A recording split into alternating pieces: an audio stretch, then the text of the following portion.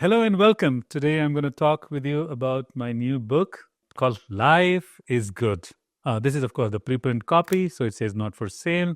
This book essentially, for me, is very close to my heart for the simple reason because the desire to be happy is something that is common across humanity.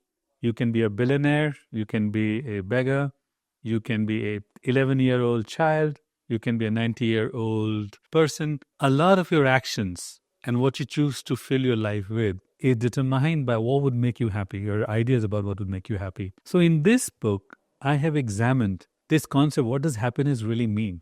Is it even possible to stay in the state of happiness? If we were not pursuing happiness, what would be some of the other more achievable goals of meaning, purpose, and fulfillment that we can achieve? Is happiness just one thing, or is there an ascending hierarchy of happiness? That means there are greater levels of happiness that we can aspire for.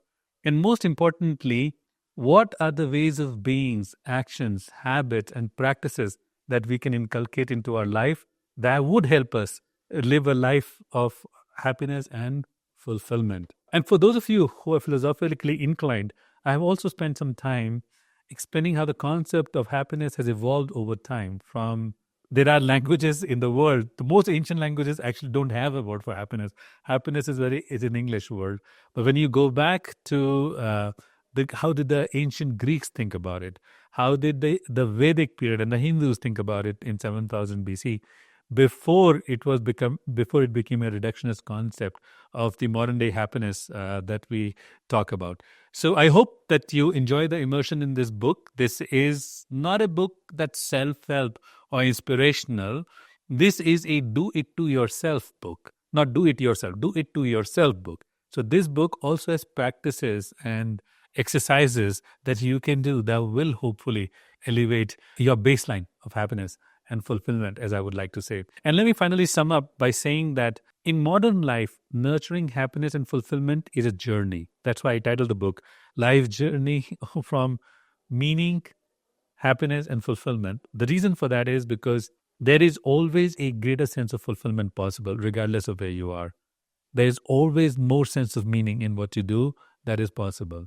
So some of the techniques here borrow from very liberally from the wisdom of the Vedas and Greek philosophy to research in existential psychology and positive psychology. The aim is simply that you elevate your baseline of happiness and you move forward on the journey to finding more meaning, purpose, and fulfillment. I welcome you to this book and I hope you enjoy reading it. And I hope some of you will reach out to me and tell me what you thought of the book so I can learn from your experience. Thank you very much.